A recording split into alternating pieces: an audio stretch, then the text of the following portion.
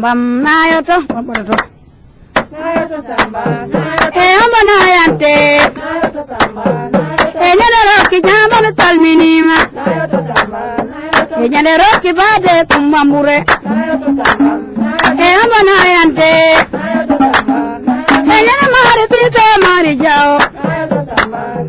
Ejeti kebi Ibrahim Mandur. Enyane asada si misalminima. Indare bebi mai jalloni.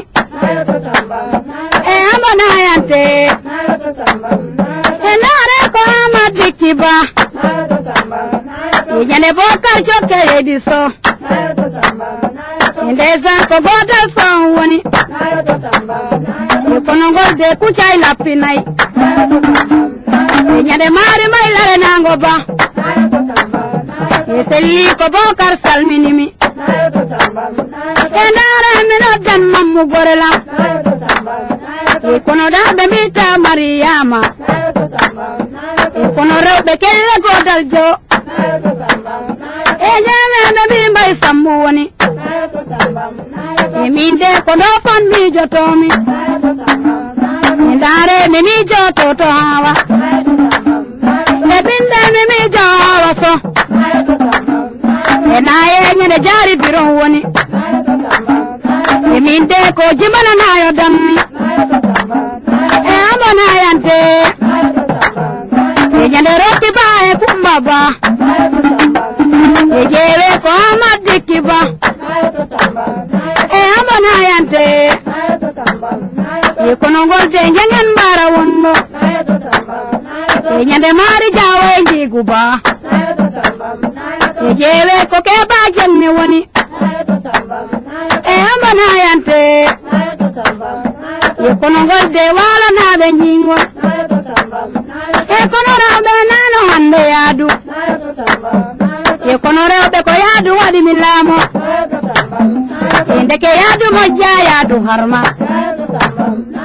Wondo mimi jababo yamba. Tonde be mita Muhammadu yugo. Kono gol ko yadu waidi nini. Ko du fal ko pay marna bengoni. Edo fatu julli ni salminima. Amba na yante. Kono gol de weli daga sammu. Jibi garne dade aji jallo. Ben wajira ben obbe yumma. Kono yo kella ne fatu lobe. Dare fatu lobe jawo woni. Dare mimi jo kolle ami. Kono golde kerma jibel nabe. Dare mena garbu bami. Yende chaji maunam tae tolle. Yejewe benon debe bitanenne. Dare be mitira domi buba. Kono golde badim nabe nyingo. Enara babi hero tagga jallo. Koni ngol pule jango beji wondo. Edere kore tubai gowi wollo. Endare kore tubai so annoto. Enara kono madu domi kode. Emide mena dat ege kumma. Enyade tedi kumma embitaye. Enyade jodi kumma to mbitaye. Kono sare Muhammadu nene nabe. Enyade fatu jawe ali ubadu. Kono ngode sare sambaka. Enyade alfa kadi eseni ndaw. Enawa rakaba jallo woni. Edare babu jada maso. Eminde kellane eseni ndaw. Etenarabe kelle mai sambu. Enara kadi bani woni. Idare koramata domingan. Ejewe pebide kwa mejuma. Amejuma minodda jabu penda. Fadi maudo nodde penda ba. Emidare dabo hawa woni. Idare nyande hawa domi kadi. Idare ngol veli nyapanawe. Amba na yante.